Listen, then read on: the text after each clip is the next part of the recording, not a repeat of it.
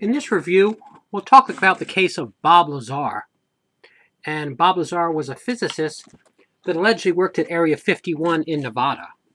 And he did an interview in May of 1989 with a television station out there, KLAS TV, and he was interviewed by George Knapp. In the interview, he stated numerous variables about Area 51 he allegedly came into contact with. He said they have flying saucers out there, and they're doing reverse engineering to figure out how they operate. He said there's also an isolated facility called S4 where they're kept, and he even related what type of fuel they use. And he also said he was shown briefing documents, and there's gray aliens out there, and they've been visiting this planet for thousands of years, and he also once witnessed a test flight. Okay, now Bob has his supporters and his critics. Some people believe him, some don't.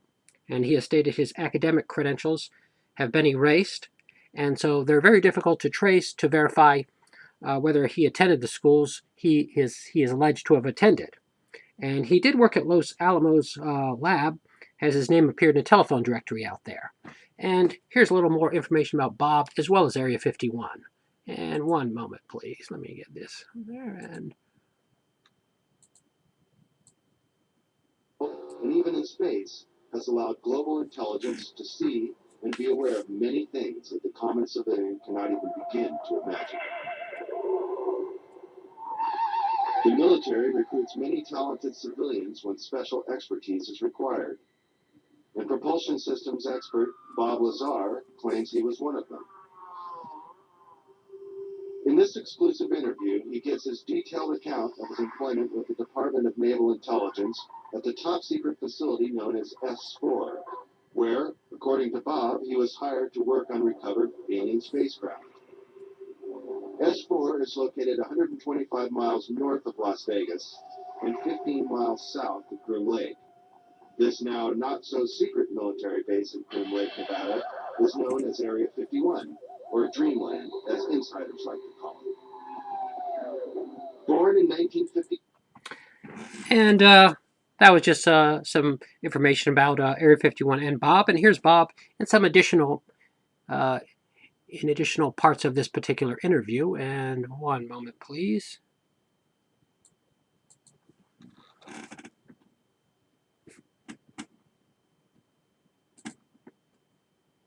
You gain access to them. I was put into the briefing room with 121 or 22 briefings and really was just told to sit and read through them. I think they were there just to mainly educate me on what was going on. They weren't a complete in-depth explanation on everything else, but just essentially a brief synopsis on some of the other projects that were going on there. Supposedly, the information, now this isn't something that I determined, it's something I was told, that the crafts originated from a planet that orbited the Zeta Reticuli star system. Zeta Reticuli 1 and Zeta Reticuli 2 are two stars of a binary star system. The craft allegedly came from there. One or two autopsy photographs. And that's Bob discussing additional variables he came into contact with at Area 51. And here's a little more of the same interview. And let me get this on the screen. One moment, please. When did you see your first disc? The first disc I saw, I believe it was the second, or I think it was the third time I was up there. Normally the bus pulled around to the opposite end of the facility, which was the main entrance, and that's where we went in. On this particular occasion, it pulled up to one of the hangar doors, which were normally closed, and the last one was open. We came out, and I saw the disc in the hangar. Upon seeing it, it struck me that, well, this explains all the UFO sightings. Not thinking that it was an extraterrestrial craft, that this must have been some advanced form of fighter that we've been working on for years, and people have just caught it being tested, so on and so forth. And it never even occurred to me, even though I was looking at an extraterrestrial vehicle, that this wasn't man-made. When did you realize the craft was not of earthly origin? Well, probably really hit me when I got inside the craft and looked around and began to understand how the craft was operated, and finally grasped the whole project as a whole, as what we were doing, the fact that we weren't building this thing, we were trying to find out how it was made. We were back engineering it. And that's Bob discussing coming into contact with a flying saucer out there. And he actually witnessed a test flight once, and if I get that, him talking about that on the screen, and one moment, please. Kind of surprising to me because the gravity waves that the craft was producing should have distorted the radio waves also. So apparently there's something there that I don't understand. The craft lifted off the ground, virtually noiseless other than a small corona discharge on the bottom of the craft, indicating the presence of high voltage.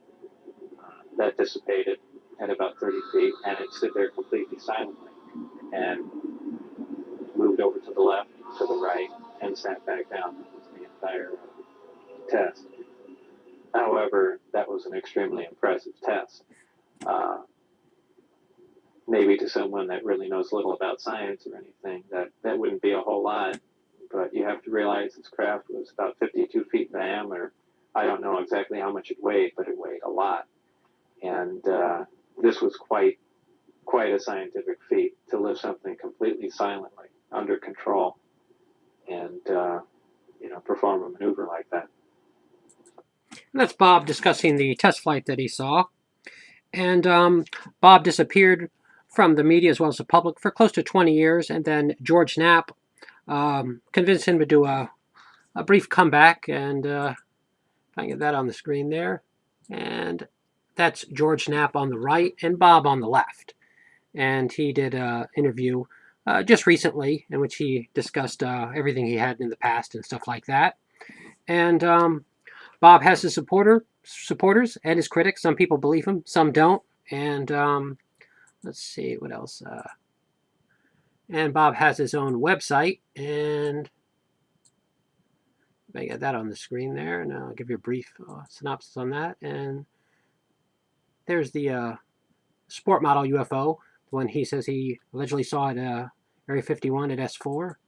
And looks like those are the gray aliens there. And that looks like the facility, and there's some of his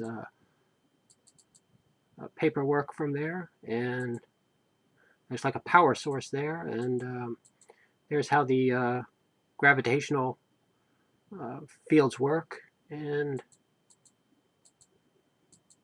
there's a picture of Bob himself. It's not a very good picture there, but hopefully everything uploaded and it's clear enough and the audio worked. But if you've heard about this before, hopefully it's a quick flashback. If not, if you're introduced to it for the first time, hopefully it's a good review and an informative review. And that should do it. And let me